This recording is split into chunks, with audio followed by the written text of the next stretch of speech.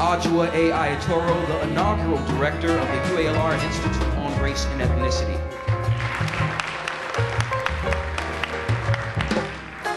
And our special guest and 2011 honoree, Bliss Ann Malone Hunter, a 1961 Freedom Rider.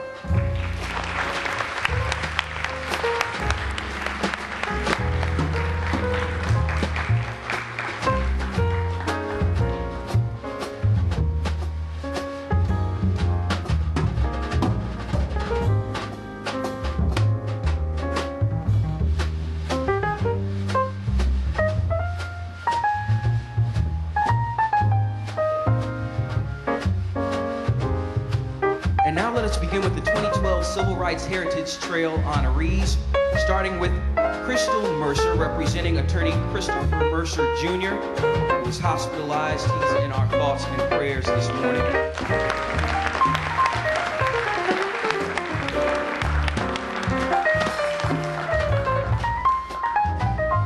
Elizabeth Eckford.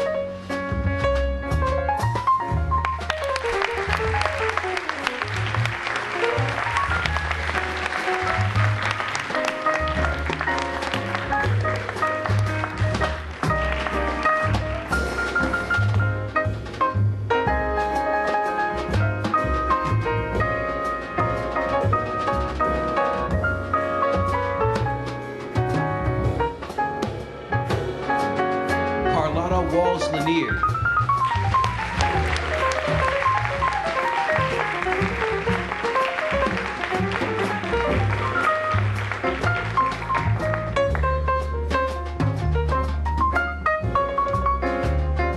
Terrence Roberts.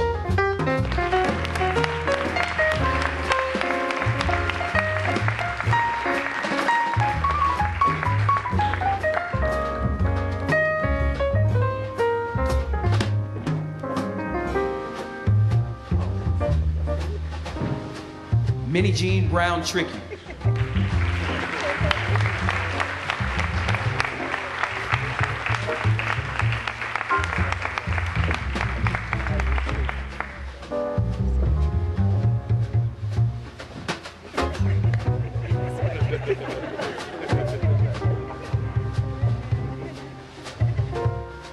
And Thelma Mothershed Ware.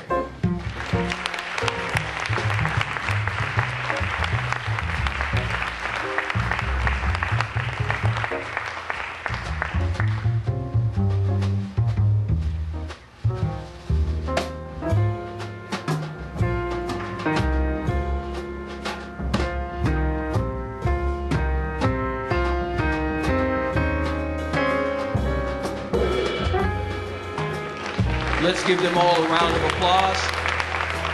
The 2012 Civil Rights Heritage Trail honorees who are with us today.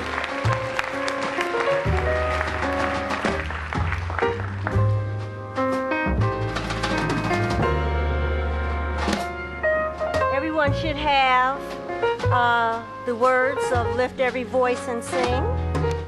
If you don't, I have some more. We're going to sing it together.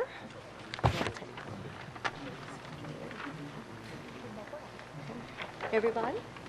Okay. One more? All right. Okay, we're all going to be in fine voice and sing it together. Lift every voice and sing till earth and heaven ring. Ring with the harmonies of liberty. Let our rejoicing rise high as the listening skies. Let it resound loud as the rolling sea. Sing a song full of the faith faith that the dark past has taught us. Sing a song full of the hope that the present has brought us, facing the rising sun on our new day begun. Let us march on till victory is won. Third verse, second on your sheet. God of our weary years, God of our silent tears, thou who has brought us thus far on the way, God who has by thy might led us into the light, leap us forever in the breath, we pray, lest our feet stray from the places, our God, where we met you, lest our hearts, drunk with the wine of the world, we forget thee. Shadow beneath our hand, may we forever stand, true to our God, true to our native land. All right, woo!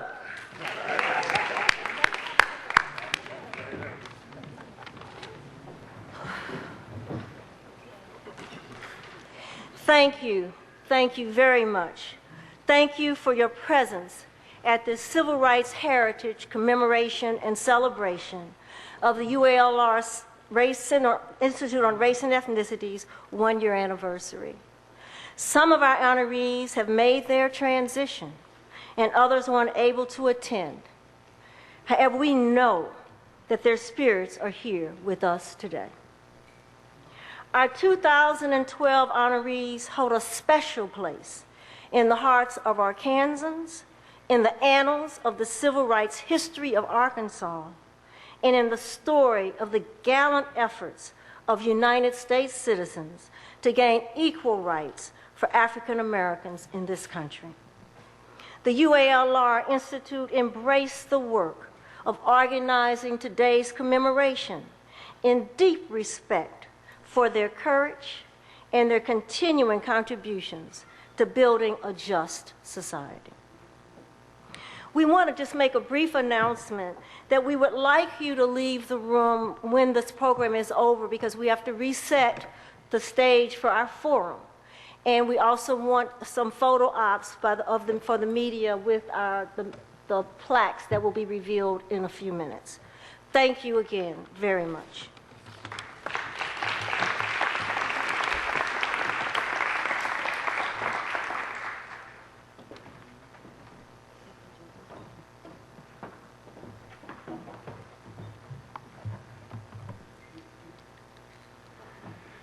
One year and 4 days ago, a large crowd gathered on the grounds of the old State House in the sweltering Arkansas heat. It's a good bit different today than it was then, some of you will recall. And the purpose then was to participate in the UALR Institute on Race and Ethnicity's official launch, and also to join in the 50th anniversary celebration of the Freedom Riders.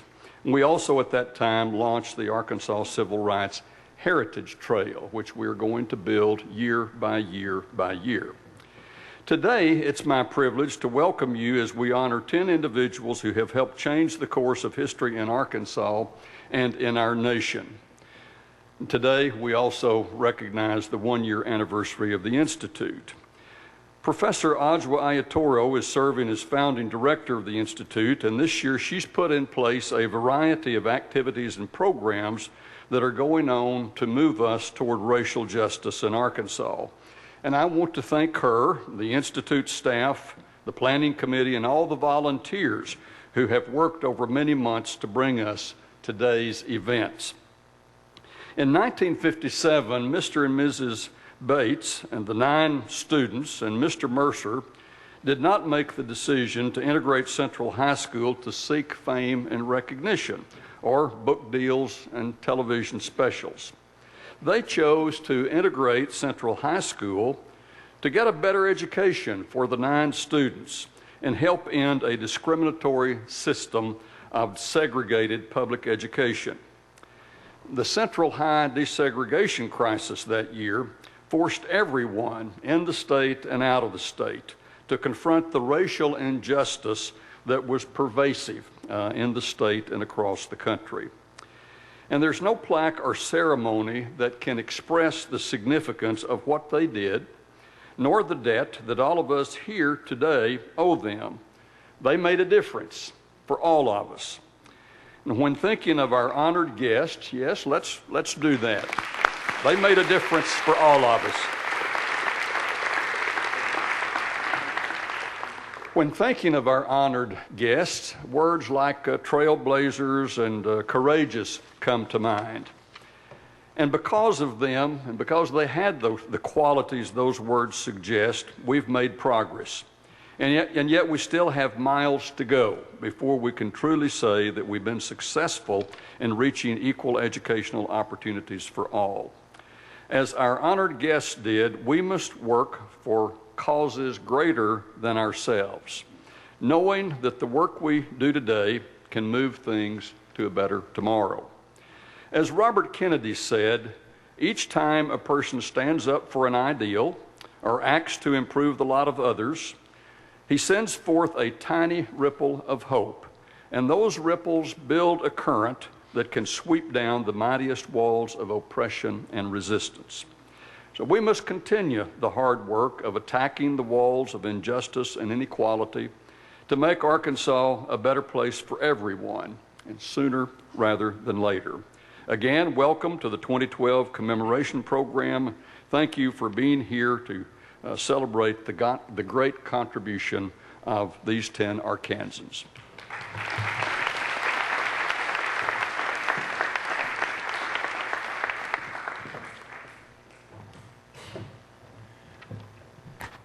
Good morning, everyone.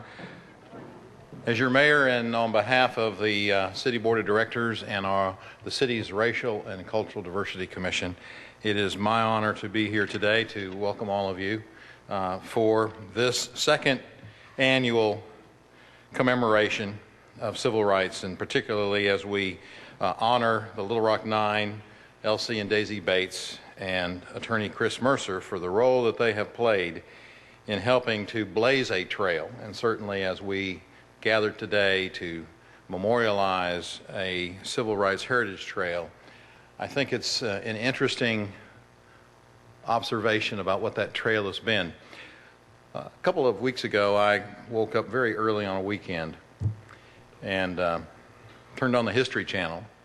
Or actually, I had the History Channel on from the night before. I happened to be watching American Pickers. And I turned it on, and it was on Channel 70, as some of you may know.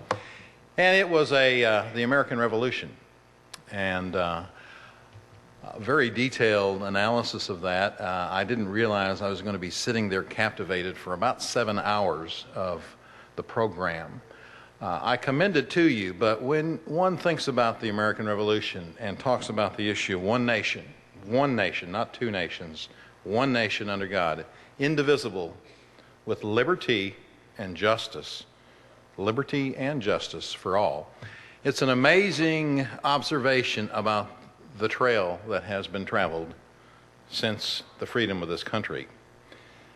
And what people back at the beginning of this country and the revolution thought about the issue of what equality meant for men and women at that time when we did not, as a country, even recognize that that meant men and women of all races and all colors. So the trail has been trod and worn for many, many years. And I can only say that I am proud that Little Rock has begun and continues to strive to push the understanding of liberty and justice for all men and all women of all races, creeds, and color. And that, unbeknownst even to the Little Rock Nine, probably the significance that they have played in that historical role, not just in this nation, but in the world, and what it means to the issues of liberty in other countries around the world. So as we memorialize that Civil Rights Trail, the Heritage Trail, we need to give our heartfelt thanks to the Little Rock Nine and for what they've done even after they went through that unbelievable situation in 1957. The ability to stay together, to understand the broader significance that as adolescents they've been thrown into and have now an opportunity to help to direct the future of equality and justice and make mankind a much better place for all of us. On behalf of the City of Little Rock, thank you all for being here this morning. And thank you to the Little Rock Nine.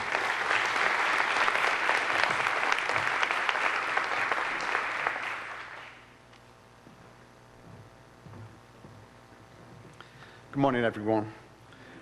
My name is John Kirk. I'm chair of the History Department at UALR. Many of you may remember last year when we had our inaugural ceremony, we celebrated the 50th anniversary of the Freedom Rides in Little Rock. On that occasion, we brought a number of Freedom Riders and SNCC representatives back to Little Rock. One of the Freedom Riders from that time was John Curtis Raines, who came back to the city and spoke and unveiled his marker. We tried to trace the others. Reverend Benjamin Elton Cox unfortunately passed away just several weeks before the event. Janet Renitz, who is a New York artist, already had a pre-engagement in Nigeria to paint a mural there, and unfortunately she couldn't make it either. The two other Freedom Riders we tried to trace, we couldn't find: Bliss Ann Malone Hunter and Annie Lumpkin. We even engaged the services of Oprah, who ran a special on the Freedom Rides last year and brought many of the Freedom Riders back there, and her production team and her researchers were very helpful to us in trying to trace our two missing Freedom Riders, but even they couldn't find them. Imagine then our delight just a couple of weeks ago, or about a month ago now, when the daughter of one of those people we couldn't trace last year got in touch with us via email and said, Bliss Ann Malone Hunter is still here, alive and well, in Chicago. We were thrilled that we managed to track down one of the missing Freedom Riders, and given that last year's celebration was about the Freedom Rides, and this year is about education, knowing that Bliss Ann Malone Hunter had taught for many years in the Chicago public schools, she seemed like the perfect figure to bring back to do the keynote speech, to bridge last year's event on the Freedom Rides, and she was one of the Freedom Riders who desegregated Little Rock's downtown facilities 51 years ago, with this year's celebration on the achievements of the Little Rock Nine, Elsie and Daisy Bates, and attorney Christopher Mercer, and the desegregation of Central High School. I was just talking to her before this event, and she has, Bliss Ann Malone Hunter, keynote speaker today, has not been back to Little Rock in 51 years since she desegregated the bus terminals here in 1961. So please join me in welcoming back, for the first time in 51 years, our keynote speaker this morning, Miss Bliss Ann Malone Hunter. Thank you.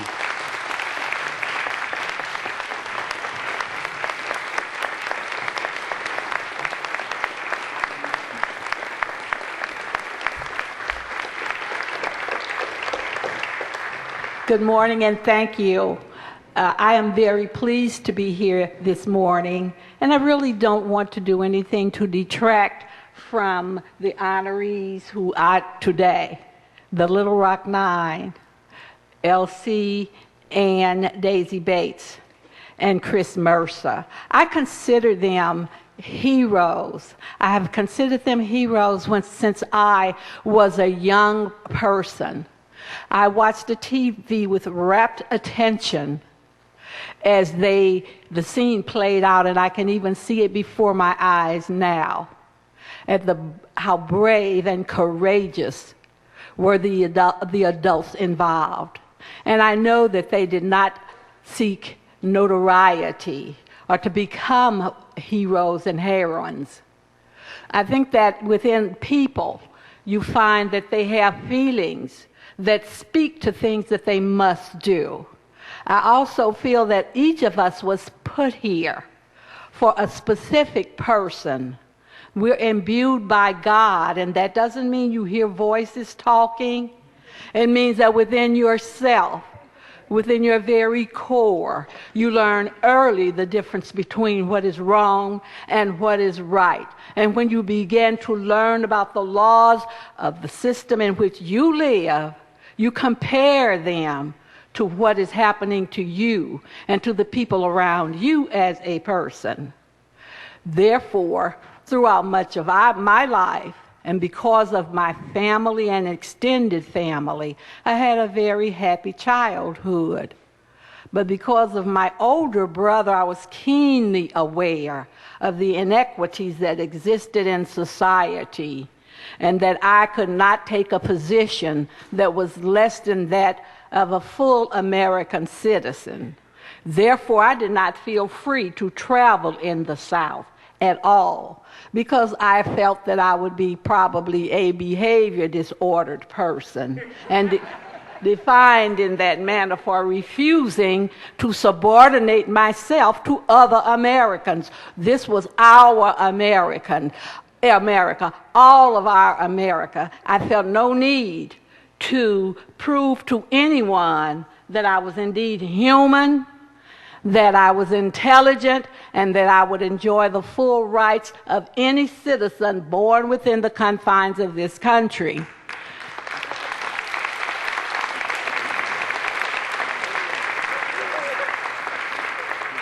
When I became a young teacher, I had a fourth grade class in St. Louis, and I began teaching them specifically their rights that were defined in the Bill of Rights.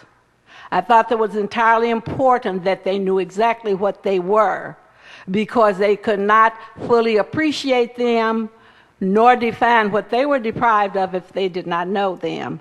But I also told them that those were their rights, and I realized that I was lying to them. At that time, I was a dues-paying member of other organizations. That wasn't good enough for me. I would continue to pay those dues. And then I learned of CORE. I learned of organizations that said freedom now. I saw the students who came south and who went into Woolworth and were refused service and took their lives into their own hands when they determined that they were going to be full citizens. I was so very proud of them. And I knew that eventually I would join them in whatever way that I could. And when a branch of CORE came to St. Louis, I joined immediately. Didn't necessarily agree with everything they said. I never have, and I probably never will. I do have freedom of thought, freedom of ideas, and the right to express those ideas no matter how repugnant they are to someone else.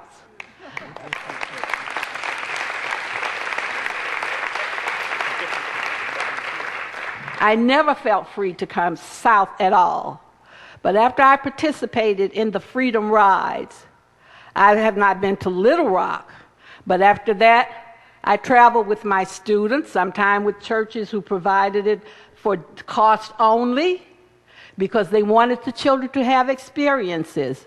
But we came to many areas of the South, to Lookout Mountain, to Atlanta, Georgia, and to Underground, Georgia, to the black traditional colleges where they would be educated. I think some of my young male students were more interested in the young ladies they saw, even though they said they wanted to see Morehouse. But I thought it would be a part. I think travel is a part of any natural education. And I guess I have felt and always feel that anything that our children are doing, my focus is still on youth. They have a right to it. And it doesn't matter if it's the teachers with whom I work, if something is new, if other children are going to be exposed. It is incumbent on us to see that our children are exposed, because they cannot compete if we fail to do that.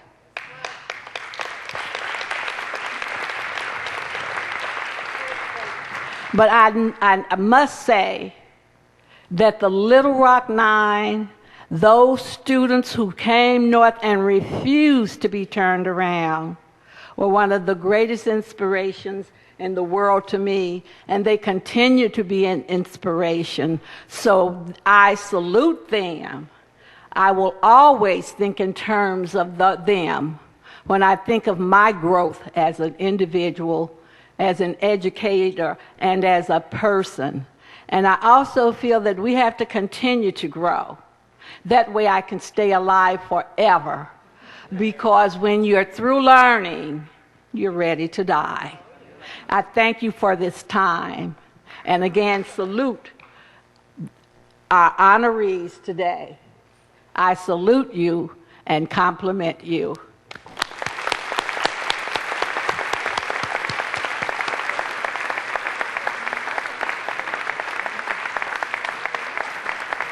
Let's give another round of applause for Bliss Ann Malone Hunter, a 1961 Freedom Rider.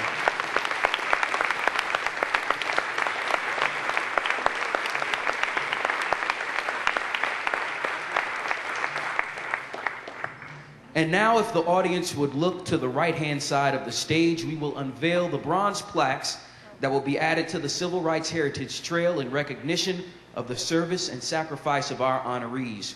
These plaques will be placed in the sidewalk in front of the State House Convention Center in downtown Little Rock in August. Now the plaques, starting with the board closest to the stage on the top row, Daisy Bates, L.C. Bates, Christopher Mercer Jr. The bottom row, Minnie Jean Brown Trickey, Elizabeth Eckford, and Ernest Green. The next board, top row, Thelma Mothershed, Melba Patillo, and Gloria Cecilia Ray. The bottom row, Terrence Roberts, Jefferson Thomas, and Carlotta Walls. Your honorees for the 2012 Civil Rights Heritage Trail. And now we will have special remarks by Minnie Jean Brown Trickery on behalf of the Little Rock Nine. Miss Trickey. Better be good. Hello and welcome. Thank you, UALR Chancellor Anderson and Professor Ayatoro, for this very special occasion. On behalf of the Little Rock Nine, we have great thanks. We are honored, loving the plaques. Oh my goodness. I'm going to talk briefly about a very complex event that involved many heroics that caused us all to rise to our highest level. And I have great memories of the very handsome, newly minted Chris Mercer, who was beginning a life of service to his community and to the world and to my family. My mother called him our lawyer. And of course, Daisy and L.C. Bates. Very interesting, L.C. being the gruff journalist. I don't think he had a cigar, but he should have. And Daisy, who, along with the national NAACP, had done some of the litigation to prod the Little Rock School Board to make a decision to desegregate. And then there were some 14 and 15-year-olds who individually, unilaterally, and by our own choice, skipped home one day and said to our parents, "Oh, I signed up to go to Central. My mother swallowed hard and said, "We'll see." So when I talk to young people especially, I say, what do your parents say when they really don't want you to do something? And they say, "You're crazy, I'm gonna kill you." No. I said, "No, tell the truth." What do they say? And they said, "Oh yeah," they say, "We'll see." And the other question I ask them is, when you go home and you've had a really hard day, and they say, "How was your day?" What do you say? So I'm gonna let you tell me, young people, what do you tell your parents when you've had a really hard day and you go home and they say, "How was your day?" Yell it out. Fine, yes. And that's what we did. When we got home, they said, "How was your day?" We said, "Fine." And I think that that's a really important kind of way to be, and that's how we are when we are called to be the best we can be. When we were 14, you were barely 14, I was 15, we were all 14 and 15. We had no idea we were going to run headlong into institutional racist power at its finest. I called it American terrorism at its finest. And had there been no opposition to this desegregation, we wouldn't be here today. We would just be ordinary people. So, one of the things that happens quite frequently, and I'm speaking in part, I don't know if it happens to you, other nine, but people are always saying, "I'm really tired of hearing about the Little Rock Nine. I'm tired of hearing about the desegregation crisis." Well, you may be tired of hearing it, but we get requests from all over the world every day. Children asking us about this story. We speak to young people every day who love this story, who find it inspiring.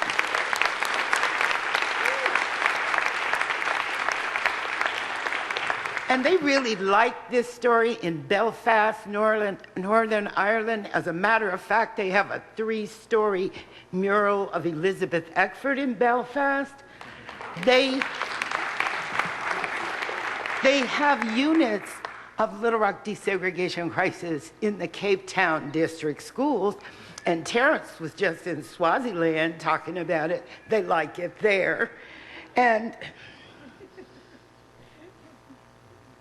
the kids in New Zealand know all about it and talk about it and actually raise money to come here to the Little Rock Central High School National Historic Site. So they're not tired of it everywhere else. We may be tired of it here. And the legal scholars who are writing books and making money are not tired. And part of the reason is because it's such a quintessential American history story. It's about everything we ever talk about. It's about the Constitution. It's about federal power. It's about state power. It's about mob violence. It's about persistence of the human spirit. It's about bullying.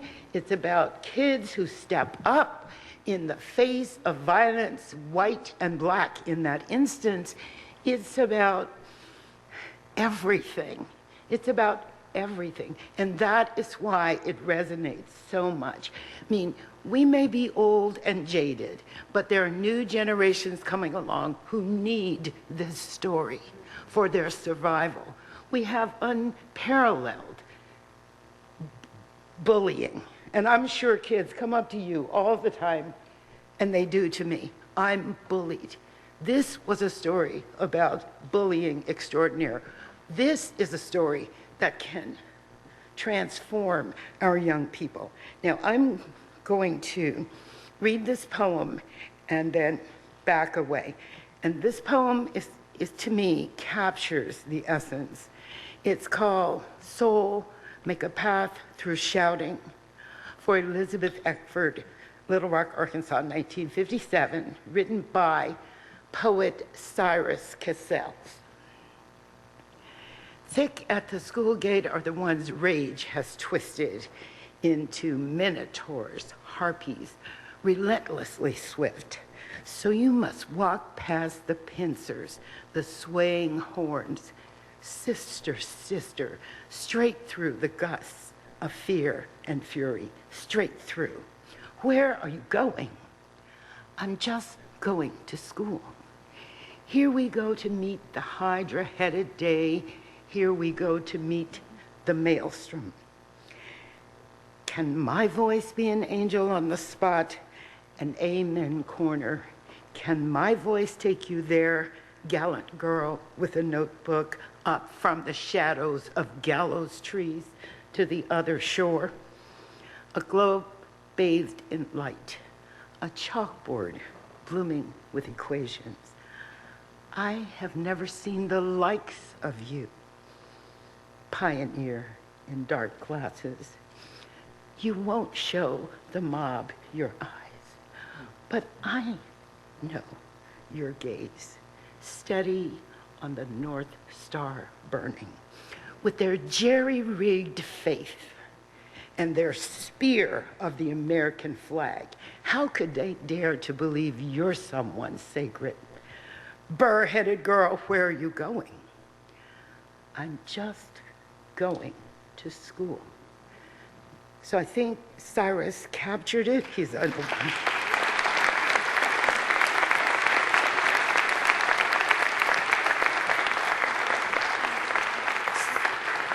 So I am grateful to the Bateses, that kick-butt journalist that Elsie was, and the talkative, in-your-face Daisy Bates, and that handsome, beautiful, brilliant Chris Mercer, who has spent a life of service.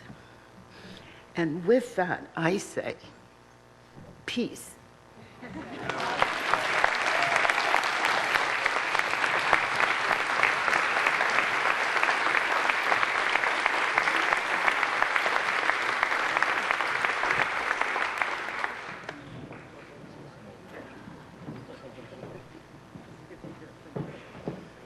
And now we have Ms. Mercer on behalf of her father. Good morning, everybody. How are y'all feeling? That is wonderful. I am Crystal C. Mercer. I am a product of this movement Minnie Jean speaks of. I'm the daughter of Christopher C. Mercer, who was a young attorney in Little Rock in 1957. I want to thank UALR, the Institute on Race and Ethnicity, the Clinton Foundation, all of those who were involved in manifesting this honor, and of course, the place where I dwelled and learned so much about this story, Central High School and Central High School National Historic Site. It's good to see everybody here for tirelessly working towards this effort. I would also like to acknowledge all of the guests and dignitaries who are in the audience. Hi, Dean Nance, I saw your face. Everybody here on the stage behind me, is so good to be in your presence. And of course, the honorees who sacrificed, who struggled, and who triumphed with my father in 1957. It is with peace, pride, and respect in which I greet you to express words of gratitude for my father. Of course, I wish it was me in the audience watching him from afar, and I wish he was standing here, but I am proud to stand in his place because he has stood up for me all of his life. So it is truly a great honor.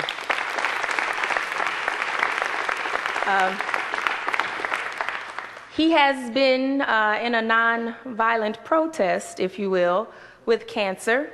He has been struggling, but there has been some positive movement in his condition, and it's critical that he receives his rest. So he does send his regards, and it's unfortunate that he can't be here, but he sends his regards, especially. And though he is physically ill, his faculties are in check.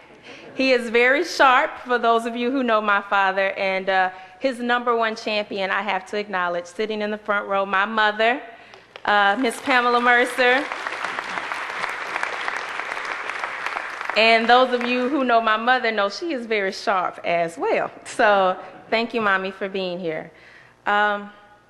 and those of you who have expressed concern in his welfare. It's been a very tough time, but we are going to get through it, and he is going to bounce back, and we expect a full recovery. So thank you for all of you who have been concerned. I'm just going to say a few words, and my father always says that the mind can absorb only what the posterior can endure, so I will be brief. I guarantee you. And he always ends his speeches with 6 of the greatest words that were written by 3 of the greatest men that ever lived. Socrates said, know thyself. Cicero said, control thyself.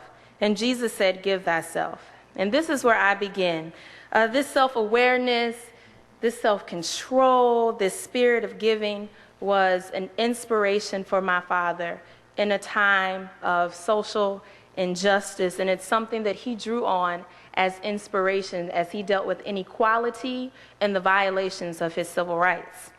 I remember being little and sitting on stage with these great, wonderful people telling my father, you know, if I have to follow in your footsteps, I am going to fall in. These are some big shoes to fill. And those of you who know him, my daddy is a giant. He has a big heart. He has a wide smile. He has deep thoughts, big personality. Everything about him is huge. And, you know, just being near him, it's like being in the clouds and reaching towards the sky so I can pick his brain. He's a magnificent man. And at 88 years old, he tells the best stories, still kicking at 88. And I'm 28, so that tells you how young and fresh he is. Hello, Mama. But it's these stories that inspired me as a little girl, and a lot of you in the room with his involvement in civil rights in Central High School. He received his law license on May 17th, 1954. Does anybody know what day that is? Brown versus the Board of Education, where separate facilities are inherently unequal. And as my father describes, it was a good day for Negroes. And he took this spirit into Little Rock in 1957, and this is a common bond that we all share in this room, either being a part of that movement or being inspired by that movement and taking that movement forward, as Mr. Williams said earlier, being architects of the future. So it is with this, and I know that people have mentioned that his story has been unsung and he is one of the unsung heroes. Well, that is not true, because he is my hero, and I will forever sing his praises. So, thank you very much. And you know, we may not all be in a position to be heroes, but we can all be giants, and we can stand for a cause and reach to the sky. So from the Mercer family, my lips, from my father's heart, we thank you very much.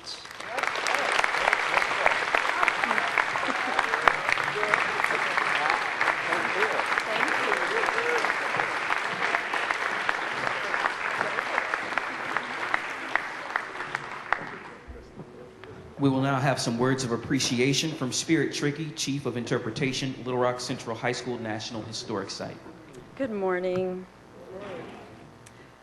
I'm Spirit, and I feel divine energy in this room. Am I alone? No. I have some notes, but I just feel this really loving spirit, and I feel honored to be standing here and to look out. And I would like to recognize 20 amazing students who are in this room, who are the Little Rock 9 Foundation Scholarship recipients. Congratulations.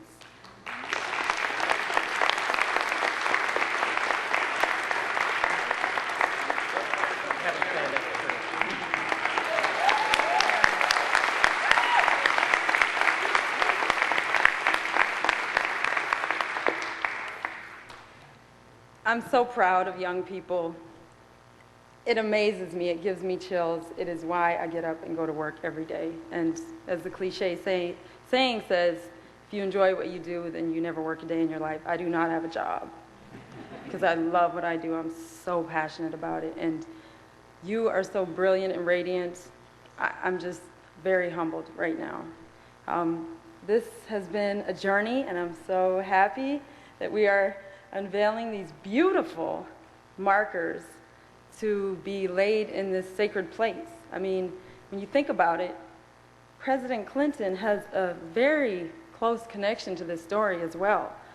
We work for the National Park Service, Central High National Historic Site, which was designated a National Historic Site because of his efforts and his persistence to recognize the significance of those who blazed this path, that we walk in their footsteps. And so I'm just honored to be here. Thank you to everyone, all of the partners, all of the committee members, and to those who we honor today. Elizabeth Eckford, Thelma Mothershed, Gloria Ray Karlmark, Dr. Terrence Roberts, Minnie Jean Brown Trickey, Jefferson Thomas, Ernest Green, Carlotta Walls Lanier, Melba Patillo Beals, Attorney Christopher Mercer, L.C. Bates, Daisy L. Gadsden Bates. My most sincere gratitude, and thank you for coming today to honor one of my favorite sayings, because I feel like what we're doing gathered in this room is a testament to a quote that lives and breathes in my mind every day. Elizabeth Eckford. True reconciliation can only occur, true reconciliation, organic reconciliation can only occur when we acknowledge our painful but shared past. Thank you.